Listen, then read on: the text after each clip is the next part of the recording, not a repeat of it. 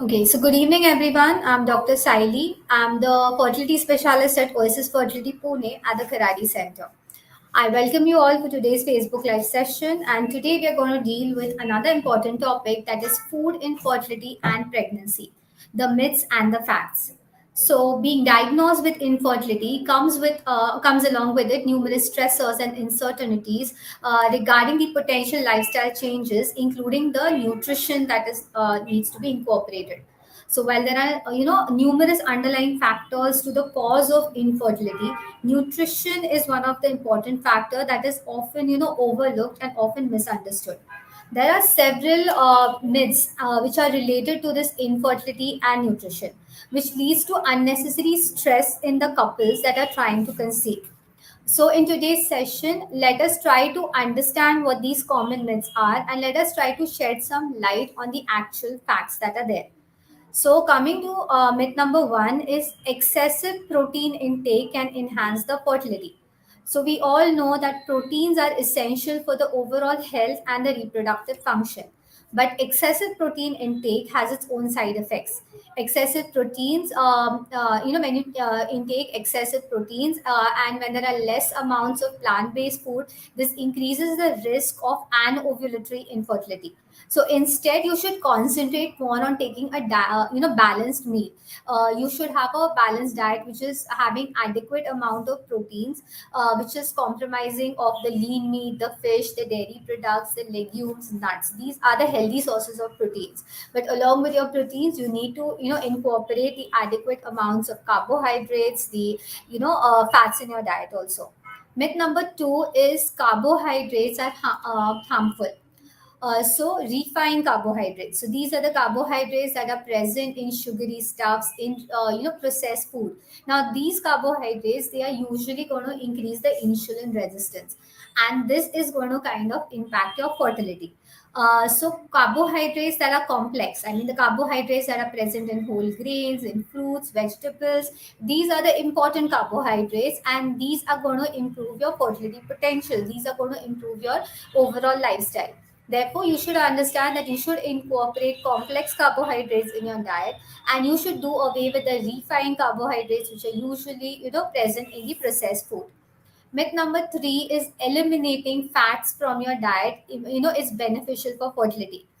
Now here you have to understand that fats are always kind of considered to be unhealthy, but there are healthy fats that come from avocados, nuts, seeds, fish. These are crucial for the hormone production and your reproductive health also. Therefore, you cannot do away with the fats completely. You need to incorporate healthy fats in your diet. Myth number four is vitamin supplements can replace a balanced diet. Definitely you need to have your good vitamin replacements, like you need to have folic acid in your diet, you need to have your vitamin D and other stuffs, but you cannot supplement your vitamins for the food that you are taking. So you need to have a healthy balanced diet, and you need to supplement the necessary extra vitamins that are needed during the infertility treatment or during your pregnancy. The next common myth is caffeine should be completely avoided. Now, all your doctors or your well wishers usually tell you to avoid any form of tea, coffee, or any form of caffeine. So, caffeine in excessive amount is definitely harmful, for your pregnancy also and for your fertility also. But moderate amount of caffeine can be consumed. So caffeine to a limit of around 200 milligram per day, which equivalents to around 1 to 2 cups of coffee per day, can be incorporated in your diet. The next myth is eating certain foods can make you more likely to have twins or multiple pregnancy. Well, this is definitely a misconception. No food is going to decide whether you're going to have a single pregnancy or whether you're going to have twins or multiple pregnancy. No specific food is going to increase your chances of having twins or multiples. This is usually governed by your genetics. This is governed by your age, or if you're taking any form of fertility treatment, then only your chances of having multiple pregnancy increases. So there is no such thing that you eat a certain variety of food and increase the chances of multiple pregnancy. The next common myth that most of our pregnant ladies follows is, whenever you're pregnant, everyone around you is going to tell you that you need to eat for two people now. Well, this is absolutely not needed. You just no need to keep on eating. When you're pregnant, you need to incorporate around 300 calories, extra calories in your diet. And when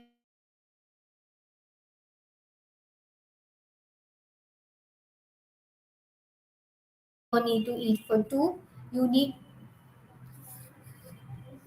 you need to have a healthy diet which is incorporating good varieties of food in it, a good amount of protein, carbohydrates, fat. You need to supplement it with your vitamins, but you definitely do not need to eat for 2.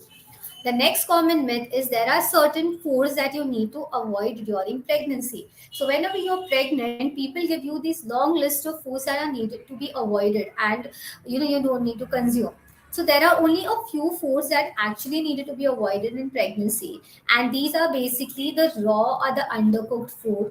We are not supposed to have any form of unpasteurized dairy products. We are not supposed to have fish which are very high in mercury content. So definitely other forms of lean meat, be it chicken or be it eggs, or other form of fish can be incorporated in your diet.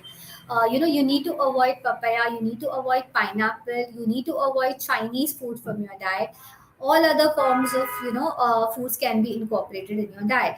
So what you need to avoid here is the processed food, the packaged food, the street food that is there, or stale food. This is ideally things that are needed to be avoided. The next common myth is, eating certain food during pregnancy is going to make your baby allergic to those foods.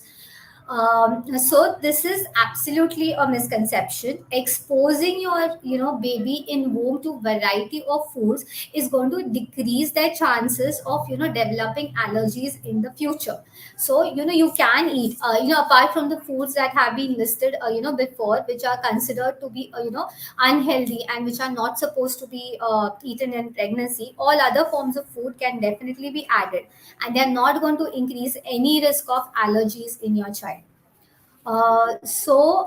This is the common myth, that most of the people they come to us with, and they are stressful. They have many doubts about it. So the actual facts that have been taken care of in this session. So I would just like to add a few tips for the healthy eating.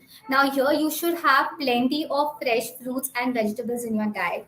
You should incorporate lean meat or lean proteins in your diet. Now, these lean meat or proteins, they usually come from chicken, fish, beans, your lentils, or your tofu.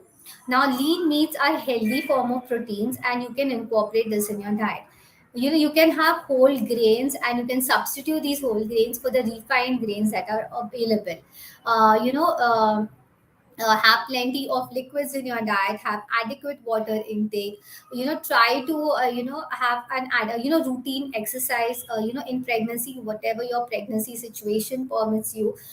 And in fertility, at least a basic minimum exercise should be incorporated in your diet, so this can get your metabolism boosted, and this can help in better digestion of food, and you should incorporate healthy diet in your food. Avoid processed food, avoid fast foods, avoid the sugary drinks, the unhealthy fats that are there. These things are needed to be avoided. But apart from that, you can have a healthy diet, you can have foods that you like, but they are just supposed to be had in the right amount and the right way. So I think these are all the myths that are mostly related with the infertility and pregnancy, and we have tried to solve most of the doubts related to that. So I think this is all that we have, from my side. Let's see if we have any questions that are coming over from our viewers.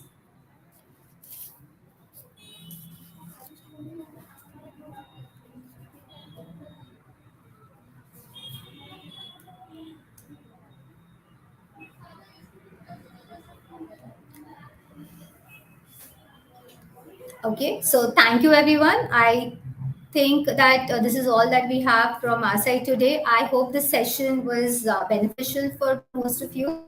So if you have any queries that is related to this topic or any other doubt, you can dial the helpline number that is given below, or you can reach us physically at any of our two centers, that is Oasis Fertility at Kaspate Basti Bakad or at Adisa Avenue, Kharadi.